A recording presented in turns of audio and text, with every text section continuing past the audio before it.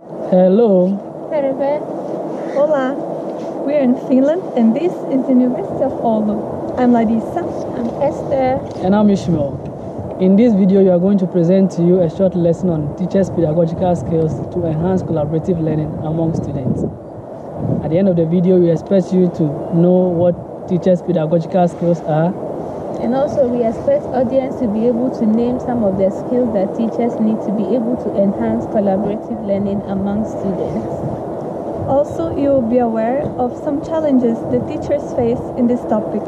We hope you enjoy as you study from this video. Kidas. Yasmina is a college student. She is not in the classroom now.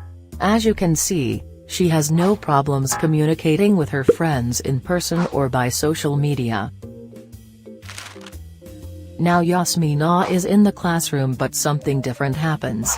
She finds it a challenge when asked by her teacher to work collaboratively with her colleagues in performing a learning task. What could be the problem? The classroom environment? The task? The other students? It could be many things. In the animation you just watched, the teacher as a facilitator has a role to play in helping and supporting Yasmina and her colleagues to ensure that they are able to work and learn collaboratively. For this reason, we are going to present the skills needed by the teacher to support students' collaborative learning process in its 3 phases. And by the 3 phases, we mean the before, during, and after a task implementation. Talking about the 3 phases, teachers have the role to plan, support, and assess the collaborative learning process. And to do that in a competent way, they need some specific skills. Pedagogy is the method and practice of teaching, especially as an academic subject or theoretical concept.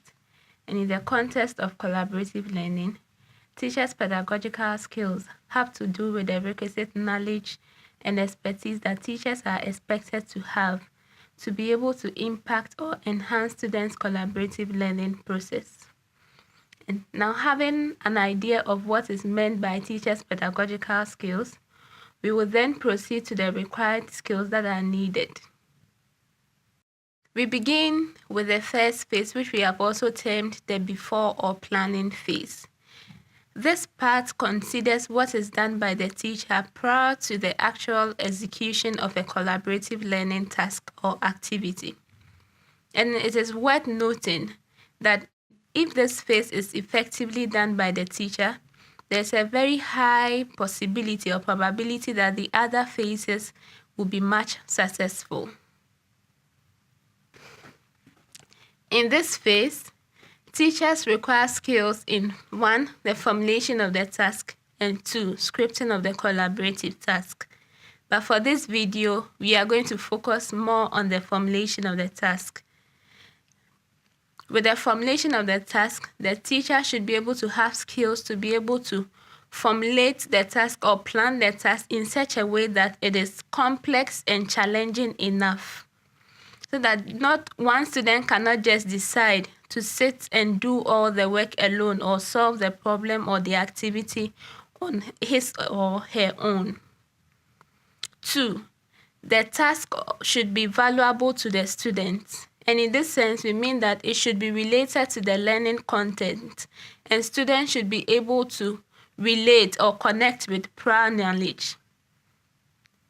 Also, the task should be that which will allow interaction among students, since collaboration only happens when there is the co-construction or the social co-construction of knowledge. So the teacher should be able to formulate the task in such a way that students are mandated or pushed to the point of interacting with one another. The teacher should also have a series of activities which will be done or be expected to be done by the students for every stage. So the activity or the task should be planned in such a way that it is very clear what are the expectations of the student at this particular phase, maybe from starting to during or after the collaborative task. It is also important to note that if the collaborative task is not well formulated or planned, problems may occur during the whole process, and the learning objectives of that particular collaborative task may not be achieved. But since we are not focusing more on scripting, it is also good to know that the teacher has a role or a task to play in scripting the collaborative task. And in scripting, we have the tight and then the loose script. But for this video, we are not focusing more on it, but just to give you a prior knowledge. Now, talking about the second phase, that is support during a collaborative task implementation. The collaborative learning is a student-centered method. Therefore, the teacher works as a facilitator for the learning process.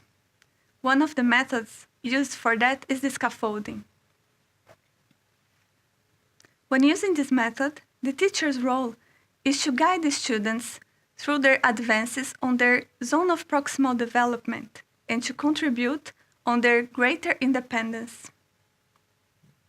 Just a reminder, the zone of proximal development can be defined as the distance between the actual development level, as determined by independence problem solving, and the level of potential development, as determined through problem solving under adult guidance, or in collaboration with more capable peers. The teachers must have the ability to provide an appropriate learning environment for the students to be able to work collaboratively. ICT literacy and different tools to enhance the collaborative learning are also required. And now the third phase, which talks about assessment. Assessment is one of teachers' role in collaborative learning. In collaborative learning, assessment responsibilities are shared between teachers and group of learners.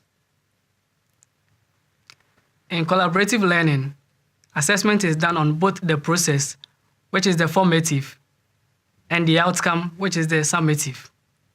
However, in carrying out collaborative learning assessment, emphasis should be placed on the process than the outcome, since this approach to learning is more student-centered, and thus success of the process eventually leads to the high quality of learning outcome. There are 4 key features to look out for when assessing collaborative learning process. The first one is participation, and then we have interaction, group dynamics, and coordination of group work. In assessment, it is important to assess as objectively as possible. Assessment should be done on individual as well as on group basis. The assessment is always prepared on the planning phase, and it happens during the process on the supporting phase. But there are still a few challenges on the way. First, the groups of students are not homogeneous, what gives the teacher more responsibility to reach all of the students. Second, the students doesn't have the skills for collaborative learning yet, because most of the time they only had experienced the traditional way of learning, so the teacher still needs to teach them the skills that are necessary to work as a collaborative group. And support for teachers to enhance their own skills is also necessary. And now, in conclusion, the basic skills that you should always keep in mind are definitely the pedagogical knowledge and the 21st century skills, such as the critical thinking, communication skills, ICT literacy, adaptability, and new ways of thinking and working.